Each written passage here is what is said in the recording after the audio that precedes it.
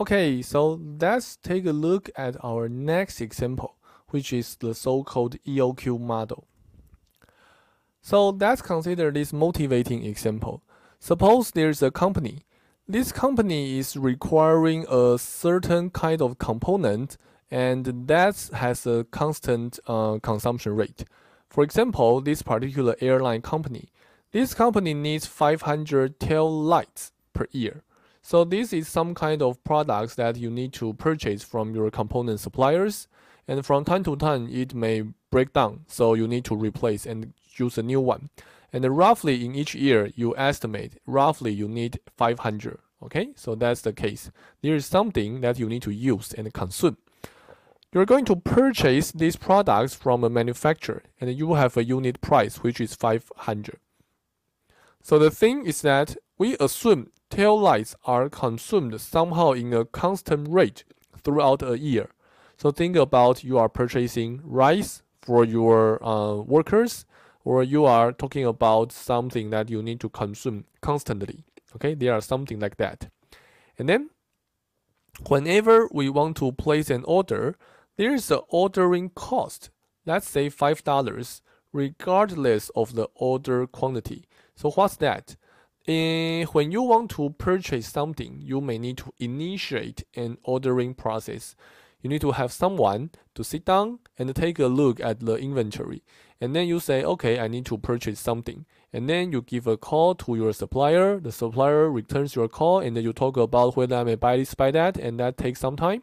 And then you need to print out the copy, have someone to sign, and then ship that and send that to your suppliers. And as for your suppliers send the products to you, you need to take a look and you need to double check and then make sure that everything is done. You need to have invoice, you need to pay, blah, blah, blah. So all of this has something you need to pay. And that has nothing to do with your order quantity. If you order one product, you need to pay that. If you order 1,000 products, you still pay $5. Okay, so that's different from your purchasing cost. And ordering cost has nothing to do with your purchasing quantity. Also, there is something called holding cost. So what's that? Your holding cost is something that you need to pay to store a product in your warehouse for example, 1 month. Okay, let's say storing that thing takes 2 cents, and that help you to store your product in your warehouse for 1 month. So you may want to ask, what's the point of paying 2 cents to store your products?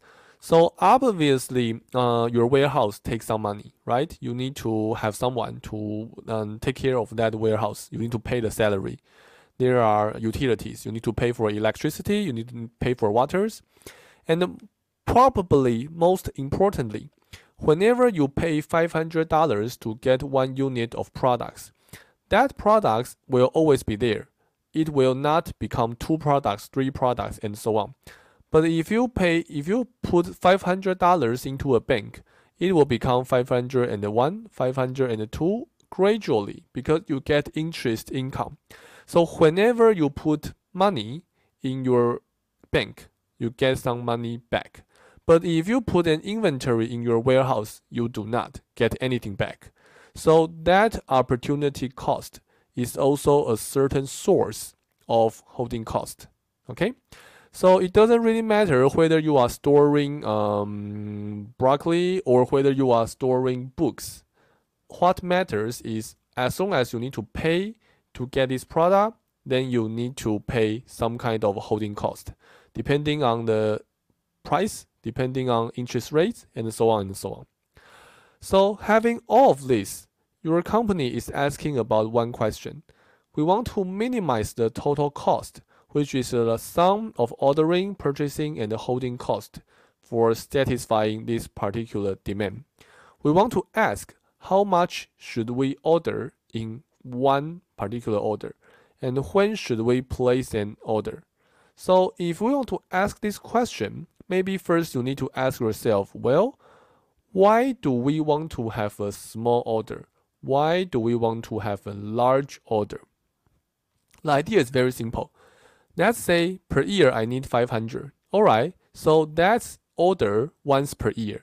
So in every year I place an order for 500 units.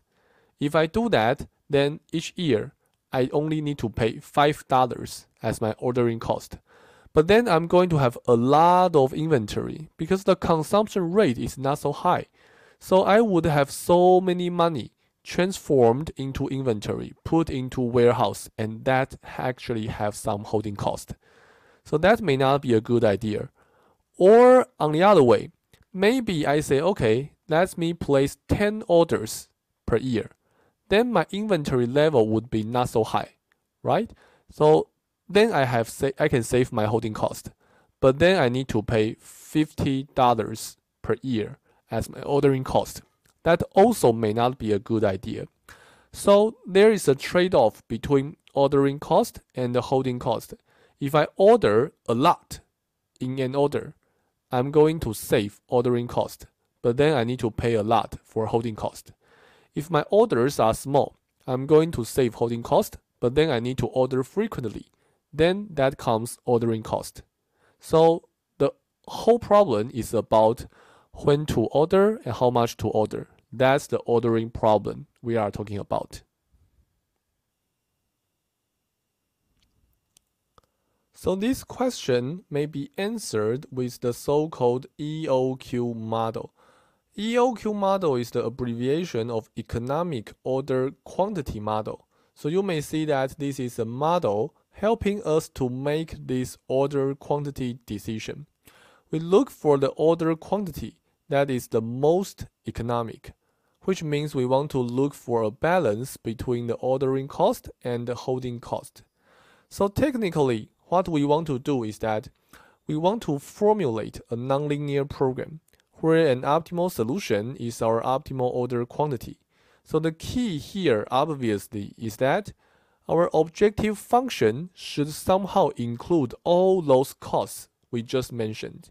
And once we have that, we may want to solve this problem and then get to an optimal solution. So later we will do that. But before that, let's take a look at those assumptions for the most basic EOQ models. We mentioned to you that you need to have some kind of annual number of units you need. You need to have demand. Your demand is somehow estimated, so that's deterministic. And then it has a constant consumption rate. So it will, each day you use $1, $1, one unit, and that's constant. Then you have a fixed ordering cost. The cost has nothing to do with your order quantity, all right? We assume that no shortage is allowed, so you really need to make sure that you always have units. If shortage is allowed, then you don't need to buy anything, right? We assume the ordering lead time is 0, which means you don't need to worry about when to order.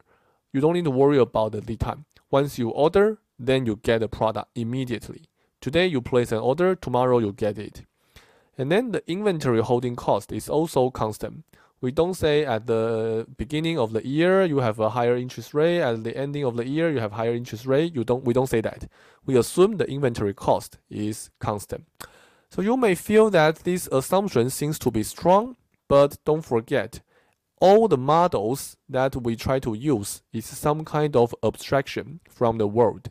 So as long as this model may capture some important trade-offs that we are talking about, as long as it helps us to understand, to deal with the real problems, as long as the model is useful, then it's a good model.